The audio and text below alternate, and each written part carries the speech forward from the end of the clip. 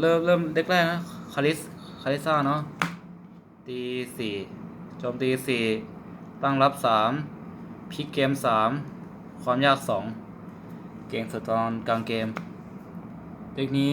เก่งแค่ตอนมีออเดอร์เก่งแค่นั้นเลยมีออเดอร์คือเก่งไม่มีคือไม่เก่งมันก็พอเล่นได้ถ้าไม่มีเอาแวนตีข้างนะ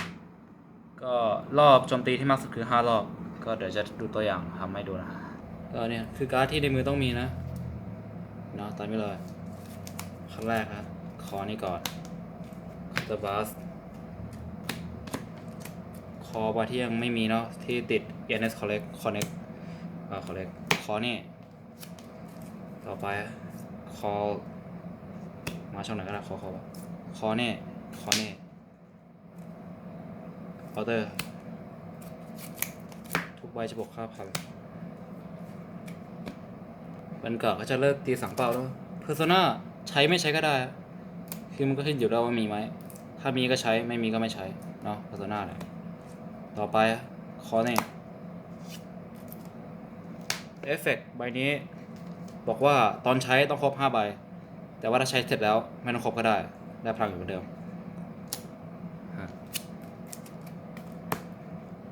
ก็เนี่ยอันนี้ก็เอาให้มันดีที่สุดนะก็เพอร์โซนาไปเลยก็เพอร์โซนาก็ได้นี่มาเพราะว่าเพอร์โซนาแถวหน้าจะบวก10,000เพิ่มเนาะก็จะเป็นเนี่ย25เนาะ1 เวฟ1 เวฟก็ second wave เวฟ2ก็25เท่ากันอันนี้28ถ้ามีหลังก็จะแรงกว่านี้แต่ก็ปล่อยไปก็เช็คแล้วก็2 ใบเขาปล่อยหมดก็เนี่ย3 ใบฮิต3เนาะนี้สมมติว่าเขาปล่อยหมดนะฮิตก็ไป2 ใบเราจะโจทย์3จะโจทย์ได้3 ใบจากนี้เนาะ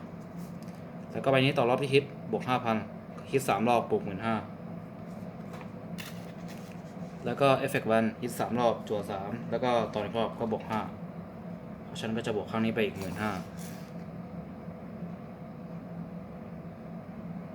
เอฟเฟกต์ใบนี้ที่ฮิต counter bus 1ใช่ก็ขอวัด1 ใบจากมือ stand เหมือนกันอีกรอบ counter bus 1 ใบ stand ต่อไปเนาะครั้งนี้จะเป็นโจมตีรอบนึงก็จะเป็น 53,000 ส่วนอีกข้างก็จะเป็น 50,000 เห็นเนาะก็มีคอมโบเดียวมีแค่นี้เลยคอมโบเดียวแรงหรือว่าจะปล่อยข้างเอาแค่4 เวฟก็ได้เพราะมันจะเสียบัตรลดลงถ้าเสียเวฟก็ใช้อีกใบหนึ่งใบเมื่อกี้ถ้าใช้ใบนี้ก็จะเสียบัตรลดลงแต่เวฟก็ลดลงมือก็เซฟใบหนึ่งก็โอเคต่อไปก็เฟลตี้นะฮะโจมตี4ป้องกัน3พลิกเกม2ความยาก4เก่งตอนต้นเกมถึงกลางเกมเด็กนี้สามารถทำรอบได้ 4-5 รอบตั้งแต่เทิร์นที่ไลท์เป็นเกรด3 ครั้งแรกแต่ว่าเด็กเนี่ยมันจะมีการ์ดกันค่อนข้างน้อยการ์ดจั่วด้วยคือมันมีแหละไอโซ2 จั่วแต่โซมันเยอะไปเด็กนี้ไปเติมโซนมันก็มีไม่กี่ใบก็เนาะเพราะอย่างนั้นในท้ายเกมเด็กนี้ก็เลยจะค่อนข้างเสียเปรียบแล้วก็ข้อเสียของมันเนี่ยเช็คได้ทิกเกอร์2 ใบก็ตัดเวฟจบนั่นเพอร์โซนามาปล่อยช่องหน้าว่างทิกเกอร์2 ใบก็เป็นเหตุผลที่ว่าทำไมถึงอยู่แค่ S ลบนะที่มันแตะ S ไม่ได้นะเพราะว่าเด็กมันใช้ดวงมันค่อนข้างใช้แล้วก็คอนโทรลมือนิดหน่อยก็แค่นั้นก็พอก็เนี่ยนะสำหรับเป็นตอนต้นเกมนะปืนที่ต้องมีเนาะก็อันนี้5 ใบที่ต้องมีส่วนใบนี้อันนี้ไม่ต้องมีก็ได้แต่ถ้ามีไว้มันจะทำให้เราเล่นได้สะดวกกว่าก็เริ่มจากตอนไลท์เนาะทิ้งอะไรก็ได้ทิ้งไว้ทิ้งไปก่อนเนาะแล้วเราก็ไลท์เป็นเกรด3เฟตตี้เอฟเฟกต์เฟลตี้เกรด2เอา1 ใบในมือที่เป็นโกสไปแล้วก็เอานี่กลับขึ้นมานี่คอใบนี้เห็นโกสใบอุ่นอยู่3 ใบนี้บวก 5,000เอฟเฟกต์ใบนี้นะให้พลังใบนี้ 5,000อันนี้บวก 5,000 แล้วก็คอใบนี้ใบนี้ไว้ฝั่งนี้ใบนี้ไว้ฝั่งนี้ โอเคเราก็จะเริ่มเลยนะก็จะเป็นอันนี้ 25,000 เวฟที่ 1แล้วก็เวฟแรก 25,000 เอฟเฟกต์นี่จบอันนี้เข้าโซเลือก1 ใบบวก 5,000 ก็เลือกไปข้างหน้าเลือกใบหลังอันนี้ให้เลือกใบหลังนะก็รอบต่อไปจะเป็นนี้เนาะ10 โซ 2 บวก 15ก็จะเป็นรอบที่2 15เนาะก็อันนี้เป็น25 33 38,000ที่จบนี้ก็ไปท็อปแล้วก็เป็น 13,000 ก็ first check ได้ใบนี้ call เมื่อ call เสร็จ counter bus drive เพิ่ม1ใบนี้ลุก second check พอใบนี้เมื่อลงจากไหนก็ได้ที่ไม่เช็คมือ counter charge แล้วก็ลุกแถวหลัง effect ใบนี้อีกรอบeffect 1 counter bus drive เพิ่ม1ก็จะ2 ใบเช็คแล้วจะเป็นอันนี้8 13 23 26 เอฟเฟกต์บวกเอกเป็น 31,000 บวก 5,000 ตอนตี ก็จะเป็น 31ตีจบกับใต้กอง เอฟเฟกต์ไว้นี้10 23 โซ 2 บวก 15,000 เป็น 38ตีเสร็จจบกับก็ประมาณนี้แต่การใช้เอฟเฟกต์นี้ใช่ป่ะเราใช้2 โซเพื่อบวกพลังให้ใบนี้เพราะฉะนั้นเราจะไม่ได้ใช้เทคที่ของเกรด1ที่ว่าโซบัสแล้วขุดโกดขึ้นได้ก็จะเสียมือไปใบหนึ่งแต่ว่าบุกต้นเกมก็จะไหลขึ้นถ้าเป็นสำหรับกลางเกมก็จะใช้มือประมาณนี้นะก็จริงๆไอ้นี้ก็น่าจะอยู่ในบอร์ดตั้งแต่แรกแล้วถ้าไม่ได้โดนยิงไม่โดนเก็บไม่ได้โดนอะไรนะก็ง่ายๆก็สมมติว่านี่อยู่แล้วนะเพอร์โซนาจั่วก็อะไรก็ได้ขึ้นมือมาโอเคเพราะเนี่ยเราก็จะเพอร์โซนาใช่ไหมเราก็จะคอนี่คอหลังแวนจะคอไม่คอก็ได้นะฉะนั้นใบที่เราตีก่อนจะเป็นฝั่งนี้ 30,000เนาะเวฟแรกเข้าโซเลือกใบหลังบวก 5,000ทำไมผมถึงเลือกใบหลังเพราะว่าถ้าเลือกไม้หน้ามันจะตีแล้วมันจะกลับบนกองถ้าใบหลังมันมีใบคอมาพลังมันจะอยู่เหมือนเดิมเพราะว่ามันไม่ได้ไปไหนแค่มันแค่ลุกเฉยๆเลยเพราะฉะนั้นเลือกใบหลังมันก็จะได้รับพลัง2 ใบนะก็มันจะดีกว่าเพราะมันจะแรงกว่าก็อันนี้ตีโซ 2แล้วบวก 15,000ก็จะเป็น 35 40,000 48,000จบจะกลับไปท็อปกองเวฟที่2ต่อไปก็แวนนะ2 3แต่ว่าอันเนี้ยไปเนี่ยมันจะการันตีให้เราใช่ป่ะว่าเราจะได้นี่แต่อีก2 ใบมันไม่การันตีมันไม่รู้ว่าเราจะได้อะไรซึ่งถ้าทิกเกอร์2 ใบเวฟหายเพราะฉะนั้นไปตอนนี้คอเนี่ยมาก่อนคอช่องนี้พลังก่อนเพราะว่ามันจะแน่มากกว่าเพราะเราจะได้ตีคอมาช่องนี้แล้วก็บัสเช็คใบต่อไปไม่มีแล้วก็ใบต่อไปอาจจะมีอย่างเช่นอะไรเงี้ยมันจะเป็นอะไรเงี้ยแล้วก็คอมาคอร์เตอร์ชาร์จเทคอะไรกันไปนี่ลุกแล้วก็ตีบวก 5จริงๆมันก็ต้องสูงมาอีกเดียวประมาณ 30,000 35,000อะไรประมาณนี้แล้วก็อีกก็จะเป็นเวฟที่4แล้วก็เวฟสุดท้ายเวฟที่5โซอีก2เท่าเดิม48หรือ38 44แล้วก็48ก็จะเป็นเนี้ยแล้วมันก็วนๆไปอยู่เรื่อยๆแค่นั้นก็จบรอบแวมไพร์5 เวฟสายที่3นะ RSTL ก็พลังโจมตี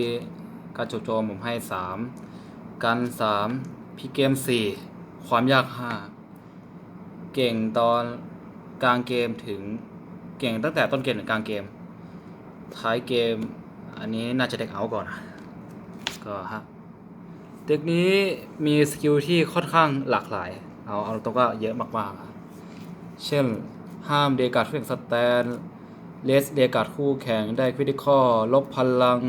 เพอร์ซนาไลท์4 รอบแล้วก็อื่นๆอีกมากมายนะแล้วก็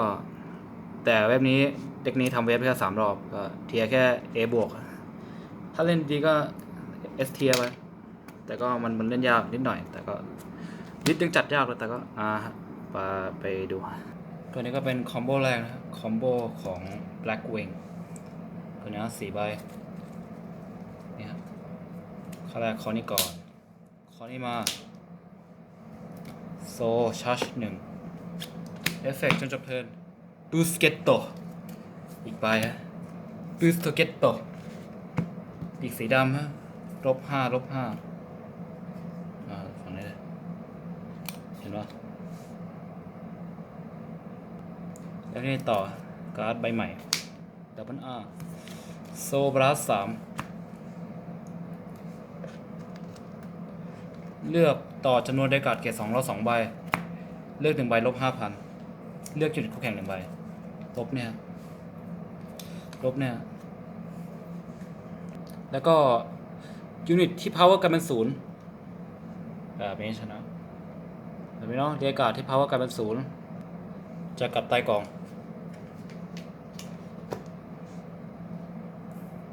แวนการ์ดตอนนี้ก็ power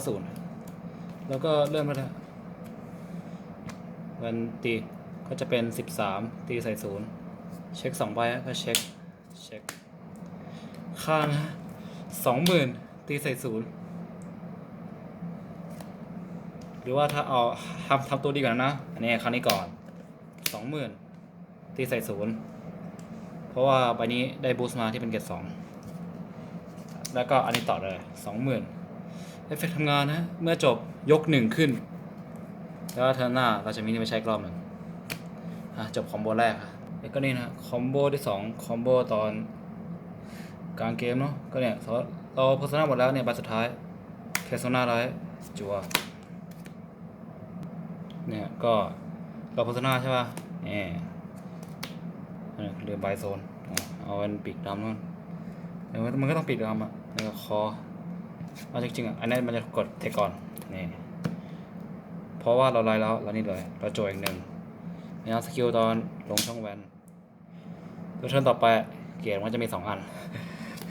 ปีกก็จะไม่ติดเพราะฉะนั้นก็เราก็ต้องคอแบบนี้เนาะนี่ก่อนเริ่มเมนเราหยิบนี่กับใหม่อีกรอบนึงแล้วก็ใบใหม่ใบก็ใบแต่เทอร์นี้เราจะมี2 ปีกแล้ว black and white wing together แล้วก็ call ไปนี้ฮะเพราะฉะนั้นเราก็จะเริ่มตีได้เลยเนาะเราจะเอาแวนตีก่อนก็ไม่มีอะไรก็แวนเพราะว่าเรามี2 ปีก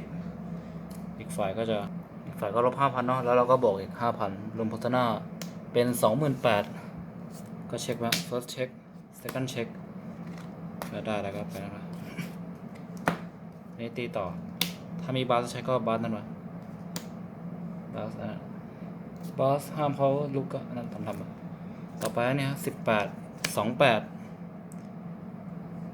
เอฟเฟกต์เมื่อจบการโซ่ถูกบูสต์เข้าโซ่ยก1 ใบขึ้นหรือว่าเอาการ์ดจากโซ่ขึ้นก็เอาเกรด3ขึ้นใช่นี่แล้วก็นี่เข้าโซ่เทิร์นต่อไปเราก็จะได้ Personal Right เพิ่มอีก1 ใบแล้วทำให้ใช้ปีกคู่ติดก็เป็นคอมโบง่ายๆก็คอมโบ2 3 2จบแล้วนะเนี่ยคอมโบที่3ก็มือตามใจเลยก็จะเป็นอย่างนี้ก็ได้อันนี้เป็นอะไรที่ผมจะทำให้ดูก่อนนี้ตอนนี้เราเป็นปีกติดขาวใช่ไหมคอนี่มาคอนี่เอฟเฟกต์เคาน์เตอร์บาสเลือก1 ใบบวก 5,000แล้วก็บวกคิต่อจากนั้นแล้วก็นี่ขอไปนี่มาเคาน์เตอร์บาสเข้าโซตอนนี้เกรดวันนี้จะเป็น1เราจะเป็นปีกสีดำเพราะเทคนิคบวกให้ถึงมันก็จวด1 ใบแล้วไม่ต่อเลยคอตอนปีกสีดำแล้วเขาจะลบ 5,000เอฟเฟกต์นี้ลงมา ยังไงอันนี้ก่อนเอาอันนี้ก่อนไม่งั้นข่าวไม่ครบขอนี้มาโซชาร์จ1 ใบต้องอีกก้อนเนี่ยก็นี่ฮะก็จะได้อีกแล้วนี่คอต่อเลยโซอีก3ลบอีก5ลบเพิ่มอีก 5,000 ก็จะรวมเป็นลบ 10,000 วันนี้ก็จะได้บูสต์ตัวเก็ตเพราะฉะนั้นฮะนี่ก็จะเป็นการเปลี่ยนปีกแล้วก็สลับไปสลับมาก็มีแค่นั้นแล้วก็ตีเช็คตีอะไรฮะก็แค่นี้เอาแค่นี้ก่อนอันอื่นมันยังมีอีกเยอะแต่ก็แค่นี้ก่อนนะโลเนะเทีย A บวกโจมตีเนี่ยเต็มเลยกัน3พิกเกม3ความยาก2เก่งสุดตอนกลางเกมเทคนี้มีเอฟเฟกต์ที่ห้ามคอเซนติเนลห้ามพิทักษ์ตอนโลเนเตก็คือถ้าเช็คได้โอเวอร์คือมันเข้าแน่ๆแล้วถ้ามันกดออเดอร์ไปออเดอร์บวกคีย์มันก็จะเป็นการันตี2คีย์ถ้าเช็คโอเวอร์ได้นะแต่ที่มันไม่เก่งคือไอออเดอร์เกต3เสิร์ชไม่ได้ไม่ไปเสิร์ชจั่วเอาอย่างเดียวซึ่งไอการจั่วไอเซกไอโอกาสที่ทิกเกอร์จะออกไปด้วยมันก็จะมีติดไปด้วยใช่ปะล่ะคือมันไม่การันตีว่าเราจะจั่วได้อะไรบางครั้งแม่งจั่วทิกเกอร์หมดก่อนก็คือก็นั่นนะแล้วก็ถ้าเราไม่ได้ใช้ออเดอร์เกต3แต่ตอนเทเล2ที่เราต้องตีคือจั่วไม่ขึ้นง่ายๆคือเราจะเสียเวฟไป2เวฟแล้วพลังของโลเนที่เป็นแวนการ์ดจะลดลงไป 2-3 หมื่นก็ลดเยอะนะก็ตีได้มากสุด5 รอบก็ประมาณนี้ก่อนก็นี่เป็นคอมโบนะก็เป็นท่าที่มันก็มีท่าเดียวแล้วก็ใช้ประมาณนี้ไอเกต1ไม่ใช้ก็ได้จริงๆเขาคงไม่ความมันถึง4หรอกเขาน่าจะปิดตั้งแต่ต้นเกมแล้วเป็นเพอร์ซนาไลท์จัวคอจะใช้โซบัสเพื่อคอเลยก็ได้แต่ว่าอันนี้จะไม่ต้องทำเพราะว่าอันนี้เราเต็มหมดแล้วคอเขาให้หมดแล้วลืมบาสได้ไงวะนี่ก็อันนี้เคาน์เตอร์บาสนี่นะครับเราก็จะเอาแฟนตีก่อนไม่ได้เนี่ยนี่18โพโซน่ามาเราจะบอกนี่เอฟเฟกต์เรื่องตีนะ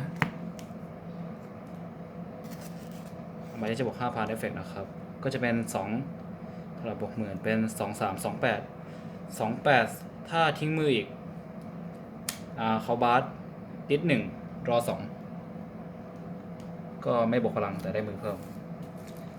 ก็เป็นถ้าหรือไม่ก็จะใช้ไอ้นี่ใบนี้เพิ่มพลังก็ได้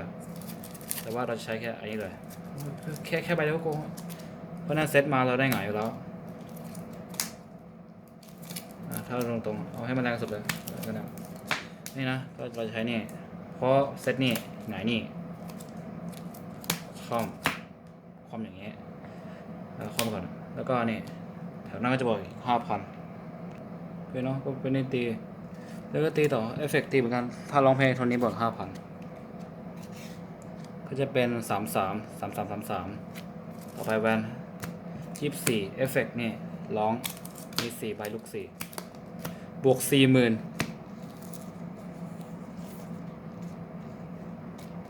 แล้วก็เพราะฉะนั้นเราจะได้พลังไป 40,000 ก็จะเป็น29 Persona 456 24บวก4 64 64,000 69,000 74,000 79,000 ห้ามเซนติเนลเช็ค2 ใบเนี่ยข้างตี33อีก33เด็กมันเก่งแต่ว่าออเดอร์แค่ไม่การตีก็มันก็มีคอมโบนะเด็กนี้ก็จบนะวิลิสตาก็ลิสตาเนาะตีโจมตี3กัน5ป้องกันใน5เลยพลิกเกม3ความยาก3เก่งสุดคือเก่งทั้งเกมต้นกลางเกมเล่นได้หมดแต่แค่ไม่สุดนะผมจะเอาแค่ตรงนี้ไปนะบิสเกมไปเลยเป็นแบบเพอร์โซนาก็จะจั่วตามไปเนี่ยฮะออเดอร์เลยเอฟเฟกต์คอร์ตบัสผมจะได้โจทย์2จากนั้นทิ้ง1อ เอาออเดอร์เข้าโซจากนั้นเอฟเฟกต์ของ2ใบนี้เนาะเมื่อเราเล่น Two Heart Ruby เมื่อเล่นใช่ปะพลังก็จะบวก10,000และจำนวนครั้งในการเล่นออเดอร์จะเพิ่มขึ้น1ก็คือเราจะเล่นออเดอร์เพิ่มได้1มี2ใบเล่นเพิ่มได้2แปลว่าเทอร์นี้จะเล่นได้3ใบสำหรับออเดอร์เนาะนี่โซบลัสใบนี้ Two Heart เป็นพลัง15,000เนาะต่อจากนั้นนะจำนวนครั้งที่เพิ่มมาเอาไปเล่นออเดอร์ Everlasting Sapphire เข้าโซเลือกถึงใบบวก5เอฟเฟกต์ใบนี้เมื่อ Sapphire ถูกเล่นจั่วเอฟเฟกต์ใบนี้เมื่อ Sapphire ถูกเล่นจั่วต่อจากนั้น Call เอฟเฟกต์ใบนี้โซบลัสทิ้งมือ1จากนั้นจะขุดออเดอร์ได้เอาเป็น Two Heart Ruby กลับขึ้นมาใช่ปะจากนั้นเราก็ใช้ Two Heart Ruby อีกรอบ Counter Blast จากนั้นโจทย์2ทิ้ง1เมื่อ Two Heart Ruby ถูกเล่นติด1ครั้งให้เทิร์นนะเมื่อทำการเล่นบุกเราก็จะได้พลังมากกว่า10,000เพราะว่าเราเล่น Two Heart Ruby เนาะถ้าจั่วได้ก็วนลูปเรื่อยๆพลังก็จะเพิ่มเรื่อยๆเพราะฉะนั้น Two Heart Ruby เข้าโซเอฟเฟกต์วิลิสตาโซบลัส Two Heart Ruby บวกอีก 15,000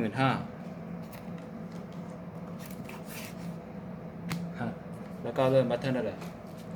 เพราะฉะนั้นก็แวนติ้งกันอยู่แล้วไม่เวฟไม่อะไร21,50,000 61,000 2ใบฮะอะไรก็ได้เช็คไปเนาะแล้วก็ครั้งนี้21,31,41 Persona 51,000ครั้งนี้51,000ครั้งนี้56,000เพราะว่าได้บวก 5,000 จาก Everlasting Sapphire มาเป็นเด็กที่แรงอย่างเดียวแต่ไม่มีเวฟแต่เราก็ได้มือมาแทนเนาะก็เพราะฉะนั้นเด็กนี้ก็เก่งนะก็เก่งดีนะก็ถ้าเหลือก็ไปซื้อนะราคาประมาณ 5,000 เยนก็ซื้อมาติดไว้สักเด็ก2เด็กก็ได้ก็สายท้ายนะสายไคดิเนาะไคดิก็เด็กๆไปแล้ว